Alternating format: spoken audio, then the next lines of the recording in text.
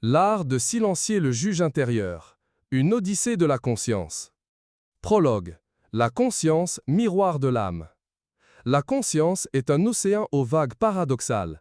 Tantôt elle éclaire nos profondeurs d'une lumière crue, tantôt elle se fait complice des ombres que nous fuyons.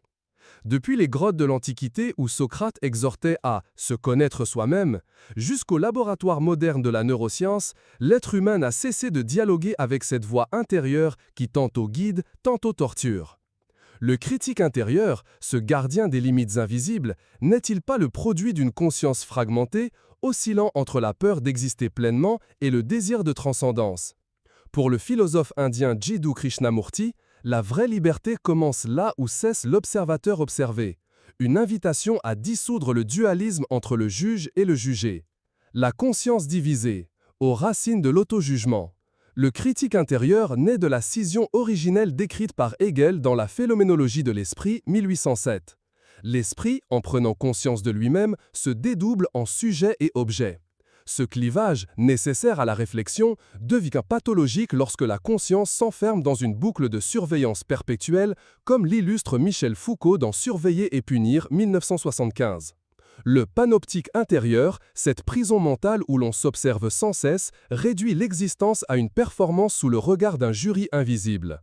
Pourtant, la tradition bouddhiste offre une contre-narration. Pour le maître zen Dogen Shobogenzo, XIIIe siècle, la conscience n'est pas un tribunal, mais un espace vide où les pensées vont et viennent comme des nuages. Le problème n'est pas le jugement lui-même, mais l'identification à celui-ci. Comme l'écrivait Eckhart Tolle, Le pouvoir du moment présent, 1997, la conscience est la clé pour transcender la pensée. Le théâtre de l'esprit quand la conscience devient complice. Le critique intérieur prospère dans les interstices de nos récits intimes. Pour Sartre, L'être et le néant, 1943, cet auto-jugement relève de la mauvaise foi. Nous jouons à la fois le rôle du bourreau et de la victime pour fuir l'angoisse de notre liberté. La conscience, au lieu d'être un lieu de création, devient une scène où se rejoue indéfiniment le drame de l'autosabotage. Cette dynamique trouve un écho chez Carl Gustav Jung, qui parle de l'ombre, les archétypes de l'inconscient collectif, 1945. Le critique intérieur est souvent le porte-voix de ces parts de nous que nous refusons d'embrasser. La philosophe Simone Weil, La pesanteur et la grâce, 1947, y voit une forme de décret divin inversé. En nous condamnant, nous mimons une transcendance perdue, cherchant désespérément à nous rattacher à un idéal inaccessible. L'éveil de la conscience témoin, au-delà du jugement. La libération passe par un changement de paradigme. Non plus combattre le critique intérieur, mais observer sa danse avec détachement. C'est l'enseignement central des Upanishads, Tat Vam Asi, tu es cela, où la conscience pure, Brahman, se révèle être le fond silencieux de toute expérience. En psychologie, cette idée est reprise par la pleine conscience, John Kabat-Zinn, Où tu vas, tu es, 1994, qui invite à devenir le témoin impartial de ses propres pensées. Le philosophe allemand Heidegger, Être et temps, 1927, parle de Dasein, cet être au monde qui, en accédant à l'authenticité, cesse de se définir par les jugements externes ou internes. De même, le taoïsme, Lao Tse, Tao Te Ching, 4e siècle avant Jésus-Christ, propose le Wu Wei, l'action sans effort. Au lieu de lutter contre le critique, on se fond dans le flux de la conscience comme un nageur qui cesse de s'agiter pour flotter. La conscience unifiée, de la fragmentation à l'intégration. La guérison ultime réside dans la réconciliation des polarités.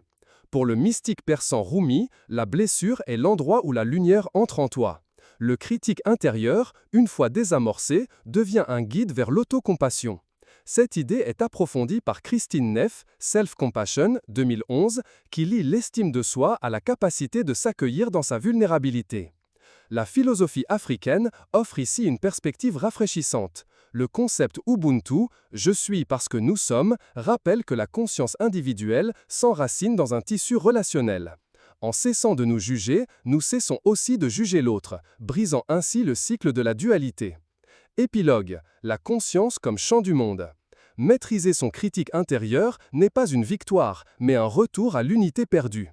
Comme l'écrivait Camus dans Le mythe de Sisyphe, 1942, il faut imaginer Sisyphe heureux. En embrassant nos contradictions, nous transformons le fardeau du jugement en une danse sacrée.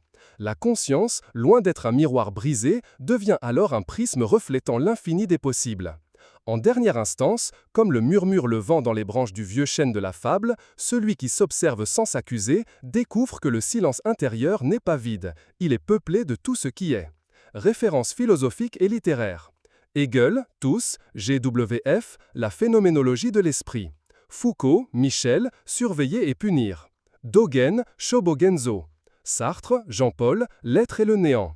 Jung, Carl Gustav, Les archétypes de l'inconscient collectif. Heidegger, Martin, Être et temps.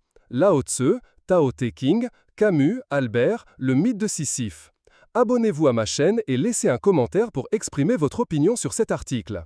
Je rédige des résumés des ouvrages les plus importants dans le domaine de la psychologie et du développement personnel, et j'espère que ce contenu sera utile à vous.